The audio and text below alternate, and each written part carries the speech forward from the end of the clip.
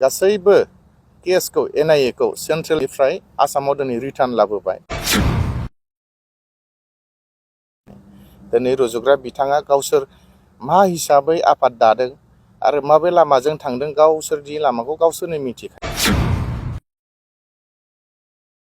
जों सिगांनिफ्रायनो आगोलनिफ्रायनो बुंबोबाय थादों इउनाइटेड फराम अफ एक्स NDP-आ खुनु माबा मोनसे पलिटिकेल हान्जानि सिङाव नङा। दिनै रुजुग्रा बिथाङा गावसो बयबो मिन्थियो बिथाङा सासे TLCC चेयारमेन। सिगांथारावनो गासै बर' रायजो राजा बयनिसिमबो इउनाइटेड फराम अफ एक्स NDP-नि जानानै फुंबिलिनि गाहाम अनसायनायखौ बावहरनाय थाबाय। दिनैहाय जोङो बेयाव प्रेस मिट लिंनायनि गुबै जाहोनानो जाहैबाय दाखाल साननैसो सिगां जे एक्स NDP वेलफेयार एस'सिएशननि मोनसे प्रेस कनफारेन्सनि गेजेरजों जि माखासे बाथ्राफोर एक्स NDP वेलफेयार एस'सिएशननि आफादगिरि रुजुग्रा मुसाहारि जायफोर बाथ्राफोर बुंदों बेयो जोबोद आनफर्चुनेट।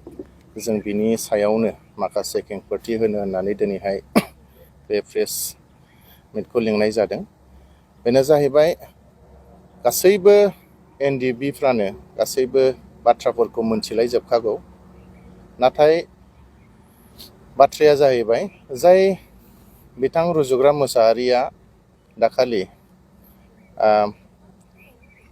आसाम आयेन आफादनि बुंथिगिरि मानगोनां बिस्वजित दैमारि बिथांनि सायाव जि माखासे एलिगेसन बाथ्राफोर बुंदों बेनि सायाव जों माखासे खेंफोरथि होनानै दिनै बे प्रेस मिटखौ लानाय जादों। गुबै जाहोनानो जाहैबाय जे NDP-नि एकर्ड जाखांनायनि उनाव 27 जानुवारियाव जि एकर्ड जादोंमोन बेनि उनाव NDP-नि माखासे जि क्लजफोराव लिरनाय रिलेटेड दङ बेफोरो गोबाव सम मावफुंजायै अबस्थायाव दङमोन।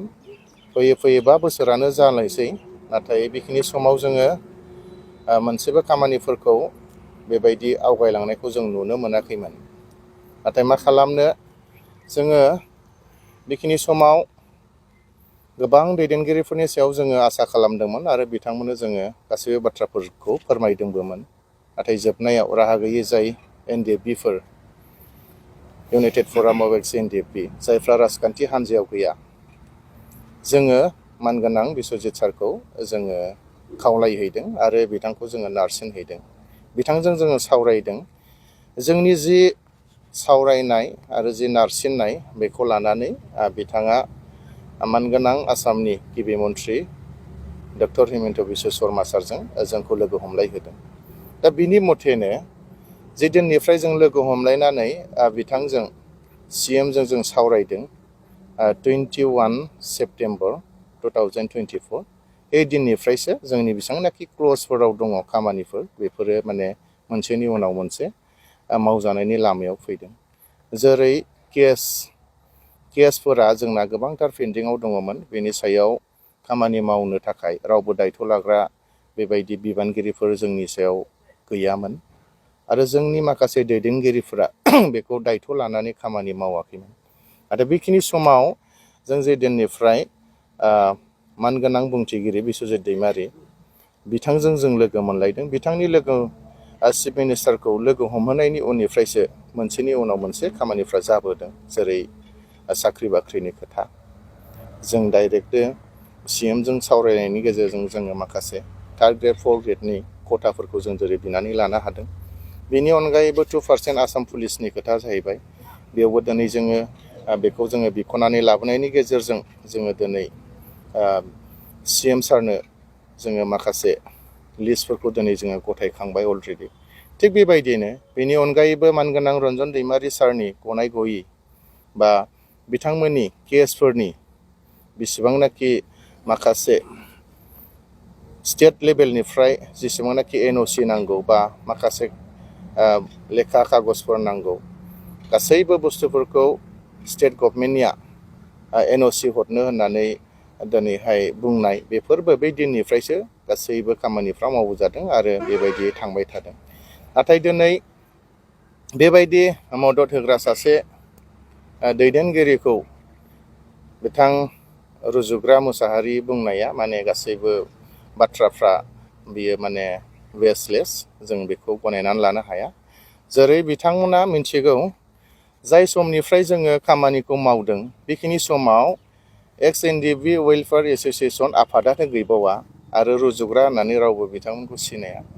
बिथांमोना जाहैबाय दाख्लै 15 तारिख अक्ट'बर 2024 मायथाइयावसो बे आफादखौ दादों। नाथाय जोङो बिश्वजित दैमारि सारजों जोङो 2024निनो आगस्ट मासनिफ्रायनो सावरायलायनायनि गेजेरजों 21 तारिख सेप्तेम्बराव जोङो मानगोनां CMखौबो लोगो मोन्दों। गासैबो बुस्थु जाखांजोबनायनि उनावसो साख्रि बाख्रिनि बेलायावनो जा, केसनि बेलायावनो जा आरो एक्स ग्रेसियानि सायावनो जा, रिहेबिलिटेसननि सायावनो जा गासैबो फाइनालाव फैजोबखांनायनि उनावसो दिनै 15 तारिख अक्ट'बर खालि बिथांमोना एक्स एनडिएफबि वेलफेयार एस'सिएशन दानायनि उनाव दिनैहाय बेबायदि खामानि मावनो होननानै दासो बिथांमोना माने डिसिसन लादों। अलरेडि नाथाय इउनाइटेड फराम हिसाबै गासैबो मावखांजोब्बायानो। नाथाय दिनैहाय फैनानै बिथांमोना जेरैबायदि बाथ्रा बुंबाय बियो मोजां नङा। जोंनि गासैबो जिखिनि खामानिमोन बियो गासैबो थाबथाजोबनानै दङमोन आरो जोंखौ बेबायदि जोंनि खामानिफोरखौ दायथ' लानानै खामानि मावग्रा जों मानसिफोरखौ जों मोननो थाङाखैमोन। जेब्ला जोङो फ्राय बोसोरथाम बोसोरब्रै जाबाय जोंनि गासैबो खामानिफ्रा थाबथानानै दङमोन, बेखिनि समाव जोंनि मानगोनां बिश्वजित दैमारि सारा बियो बे खामानिफोरखौ बुरखांफिनदों। दिनै जोङो मोनसेनि उनाव मोनसे खामानि मावनो हागासिनो दङ। माने बिथांमोनाथ' सरकार हिसाबै गासैबो रुजुग्रा बिथांमोना गोजौआव थांजोबखानाय मानसि, नाथाय जोंसो थालांदोंमोन। जेरै जोंनि गारिफ्रा थाबथादोंमोन। दिनै बिथां बिश्वजित दैमारि सारा बे गारिखौ नारखोनानै हरबाय। दिनै जोंनि गारिफ्रा अलरेडि सालायफिनजाबाय। बिदि हिसाबै जोंनि खामानिफ्रा मोनसेनि उनाव मोनसे जालांबाय थादों। दा बिदि मानसिखौ जुदि सोरबा जोंनि मानसिफ्रानो बखियोब्ला माने बियो जुक्ति गोनां बाथ्रा नङा, माने मोजां बाथ्रा जायाखै। माने गासैबो खैफोदा जोंनिसो, गासैबो खामानिफोर मावनांगौआ जोंनिसो आरो सायख'नानै लानांगौआनो जोंनिसो। दा बेनि गेजेराव नोङो सोरखौबा बखियोब्ला सोर मावनानै होनो, बे मोनसे खोथा फैयो। दा जुदि गासैबो खामानिया मावफुजाबाय थानाय समाव बेफोरबायदि बुङोब्ला जोंनि गेजेराव निस्सय गावजों गाव माबा मोनसे गोरोबलायिया फैगोन, जों बेखौ साननो हायो। बेनिखायनो बेफोरबायदि बाथ्रा बुंनायनिफ्राय गोजानाव थानांगौ, जों बेखौ खावलायहरो। माने जोंनो बेफोरबायदि खामानि मावग्रा मानसि नांगौ। दिनै बुंगोन नामा जि रुजुग्रा बिथाङा जि बुंदों बिश्वजित दैमारिया एनडिएफबिनि सोद्रोमा नङा, बेखायनो बे खामानियाव बिथाङा हाबसननानै खामानि मावनो जेबो मोन्थाय गैया होननानै दिनै बिथाङा बुंबाय। नाथाय बे बोसोरब्रैयाव बिथाङा मा खालामनानै थाखो, जों बेखौसो सोंगोन। रुजुग्राया मा खालामनानै थाखो? बिथाङा दि मावबाय, बेनि उनाव मावनायखौ नुखांनायनि उनावसो दायो मोनसे क्रेडिट लानो फैनाया बे मोजां जायाखै। अब्ला मा जोंबो बुंगोन नामा बिटिआरनि जि CEM बिथाङाबोथ' एनडिएफबिनि सोद्रोमा नङा, बिथाङाबो खामानि मावनो नाङा होननानै जों बुंगोन नामा? जोंथ' बुंनाय नङा। मानो होनबा जोंनो खामानिसो मावनांगौ। UG ब्रह्म बिथाङा सासे केबिनेट मिनिस्टार, बिथाङा खामानि मावदों, बिथांखौ नोंथाङा मावनो नाङा होननानै बुंगोन नामा जोङो? बिथाङा सासे एनडिएफबि सोद्रोमा नङा होननानै। दा बाथ्राफ्रा बेबायदियाव फैगोन। नाथाय बेबायदि नङा, जोंनो गासैखौबो नांगौ। MLAखौबो नांगौ जोंनो, MP खौबो नांगौ जोंनो, CMखौबो नांगौ, डेपुटि चिफखौबो नांगौ, गासैखौबो नांगौ। गासैबो खामानि मावग्राफोरखौ जोंनो नांगौ। दिनै मावोब्ला जों बयखौबो वेलकाम खालामो। CMआ मावोब्ला बेखौबो जों वेलकाम खालामगोन। दिनै बिश्वजित दैमारिया जेरैबायदि मावदों जों बेखौ वेलकाम खालामदों। दिनै बेनिखायनो जोङो दिनै दुखु मोनदों। जों बुंनो सानाखैमोन, नाथाय माखासे बाथ्राफ्रा जुदि गेजेर ससेयावनो थाबथाहोयोब्ला बिनि रिस्कखौ सोर लागोन? दा बेखौसो जों सिन्था खालामदों।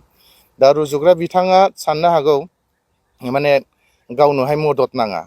नाथाय दाख्लै जेरैबायदि बुंदों, जोङो दिल्लीयाव थांनानै मिनिस्ट्रि अफ हम एफेयार्सनि जे नर्थ इस्टनि जि एडभाइजार AK मिश्र बिथांखौ लोगो हमनानैसो हम मिनिस्टारनो माने गांसे गोसोखां बिलाइ बिथांमोना होबोदों। नाथाय डाइरेक्टथ' बिथांमोना माब्लाबाबो होनो हायाखै, मानो बुंनानै लायाखै जे हम मिनिस्टारजों जों डाइरेक्ट माने लोगो लादों। दा बिथांमोननोबो सोरबा सासे नङा सासे मददखौ नांगौ। दा मदद लानानै जुदि खामानि मावनायाव माबा मोनसे गोरोन्थि जादों होननानैथ' रावबो बुंनो हाया। थिग बिदिनो जोंबो दिनै मदद लादों जोंनि मानगोनां आसाम आयेन आफादनि बुंथिगिरि बिस्वजित दैमारि सारनाव। बिनि खामानि मावनायावसो बिनि जि बाथ्रा खेंफोरथि होनायावसो दिनै जोंनि खामानिफ्रा जालांगासिनो दङ आरो फैबाय थानाय समावबो निस्सय जोङो बिथांनिफ्रायनो मदद लागोन। बिथाङाथ' दिनै जास्ट जोंनि खामानिखौ सरजाबनानैल'सो होदों, बुंनानैल'सो होदों। बाखि गासैबो इउनाइटेड फरामानो दिनै मावगासिनो थाबाय थादों। दा बाखि बेहा जेबो बुंनांगौ जेबो गैला। जास्ट जोङो फननि गेजेरजों माबा मोनसे गोनांथि जायोब्ला सोंहरो, बिथाङा फननि गेजेरजोंनो बेबायदि माने कमिउनिकेसनखौ खालायलायनानै होयो। बेखिनि एक्स एनडिपि वेलफेयार एस'सिएशननि आफादगिरि बिथां रुजुग्रा मोसाहारिया बुंदों, जोंखौ पलिटिकेल इनक्लाइन जानानै बिथांमोना हाबसनहैनानै खामानि मावदों होननानै। नाथाय बे नङा। जों सिगांनिफ्रायनो आगोलनिफ्रायनो बुंबोबाय थादों इउनाइटेड फराम अफ एक्स एनडिपिआ खुनु माबा मोनसे पलिटिकेल हान्जानि सिङाव नङा आरो बबेबा मोनसे पलिटिकेल हान्जाजों दानानै होजानाय आफाद नङा होननानै। दिनै रुजुग्रा बिथाङा गावसोर मा हिसाबै आफाद दादों आरो माबे लामाजों थांदों गावसोरनि लामाखौ गावसोरनो मिथिखायो। गावसोर सोर बेखौबो हमनो हाखायो। जोङो जोंनि खामानियाल' जाथों होननानै दिनै जों सोरनिबा आथिंखौबाबो हमगोन, माबा मोनसे खामानिबाबो जों मावगोन। जेरावहाय केसफोरा ओरैबायदि जानानै थांदों जि एनआइए केसनि जों मिथिगौ, जों थांबाय थानाय हिसाबै गासैबो न'खरफ्रा सिलिंखार जालांबाय। दाउ अमा मोसौ हा हु जोबलांजोब्बाय। गोबां जोंनि सोद्रोमाफोरनि बिहि फिसा गोदाव सोराव जाजोब्बाय। दिनै बेफोरखौ सोर खबर लादोंमोन? इउनाइटेड फराम दाखांनायनि उनावसो बेफोरखौ खबर लादों। दिनै बेफोरखौ आरो नोङो जानला मोनला बुंबा जानाय नङा। दिनै एनआइए केसआ बेबायदि लेभेलसिमाव सफैबाय, गासैबो केसखौ एनआइएखौ सेन्ट्रेलावनिफ्राय आसामाव दिनै रिटार्न लाबोबाय। रिटार्न लाबोनानै दिनै पाब्लिक प्रसिकिउटर दिनै सासे होबाय। दिनै जोंनि एनआइए केसाव नांनाय न'खरफोरा दिनै थाखा फैसा बाहायनांनाय नंलिया, गासैबो गभर्नमेन्टआनो होजोबसिगोन। नाथाय बिदिसिम मावदों जोङो। दा बेखौ एस'सिएशना मा मिन्थिनो, रुजुग्राया मा मिन्थिनो, जेराव बिथाङा मोनसेबो सावरायनायाव गैया। जे दिनखालि 21 तारिखआव जों सिएमजों सावरायजों अफिसियेल मिटिं जों जिरायदों, बेखिनि समाव साख्रि बाख्रिखौ इउनाइटेड फरामा बिख'नानै लादों। बेखिनि समावबो जों रुजुग्राखौ नुवाखै, बिथाङा गैया। 23 September advocate general Debajit Saikia सारखौ जेब्ला जों लोगो लादों, बेखिनि समावबो बिथांमोना गैया। मा रायलायदों मा रायलायाखै बिसोरो जेबो मिन्थिया। 26 सेप्तेम्बराव साख्रि बाख्रिनि थाखाय एडिजिपि सारजों जों स्पेसियेल सावरायदों, बेखिनि समावबो रुजुग्राया जेबो मिन्थिया। नाथाय दिनै मैया दाखालिनि खावब्ला नुजाफैनानै दिनै जानला मोनला बाथ्रा बुंबाथ' जानाय नङाना। बेखौलाय सोर गनायनो? जेबोआनो मिन्थियाब्ला दिनै मानो बाथ्रा बुंलाबायदों? दिनै साख्रि बाख्रिनि थाखाय लेखा बिदों पुलिसनि थाखाय माबानि थाखाय, बे बुस्थुखौ जों अलरेडि मावखांजोब्बाय, अलरेडि जों गथायहैखांजोब्बायानो। दिनै आरो गोदानै बिफिननानै जोंनि मानसिफोरखौ गोदाव सोराव खालामोब्ला बे बोरै जागोन? बेखायनो जों सानो जेन जोंनि खामानिफोरखौ बिथांमोना बायदि बायदि बुंनानै जेन हेंथा होआ। माव, नोंसोरबो सोमोन्दो लानानै माव, दैदेनगिरिफोरखौ लानानै माव, बेयाव जोंहा जेबो बुंनांगौ गैया। दा बेखौ जोङो बुंनाय जाबाय जेन नोंथांमोना जोंखौ जेन डिस्टार्ब खालामा, जोंबो नोंथांमोनखौ डिस्टार्ब खालामा। आरो जों खुनु पलिटिकेल माबा मोनसे लाबालाबनि थाखाय जों खामानि मावाखै। बिस्वजित दैमारि बिथांनिसिमबो जों बिजेपिआव हाबगोन बा बहाबा हाबगोन, नोंथाङा जोंनि खामानिखौ मावनानै होनांगौ, बेफोरबायदि बाथ्रा जों खुनु सावरायाखै आरो रायलायाखैबो। दिनै जों माबा मोनसे बिपिएफनि बेनाराव थांनानै आर'नाइबो गानहैयाखै, बा बिथांनि स्टेजाव थांनानै जों आर'नाइ गानहैयाखै। बिजेपिजोंबो थांनानै जों बिजेपिनि माला गानहैयाखै, टफि गानाखै जोङो। दिनै इउपिपिएलआव थांनानैबो जोङो माला गानाखै, कंग्रेसआव थांनानैबो जों माला गानाखै। जों इन्डिपेन्डेन्ट मोनसे आफाद, इन्डिपेन्डेन्टलि जों प्रेसार होलांगोन आरो जों होलांबाय थागोन जेब्ला जोंनि खामानिया जाया। दिनै रुजुग्रा बिथाङा गावसो बयबो मिन्थियो, बिथाङा सासे TLCC चेयारमेन, धनस्रि ब्लकनि प्रेसिडेन्ट इउपिपिएलनि।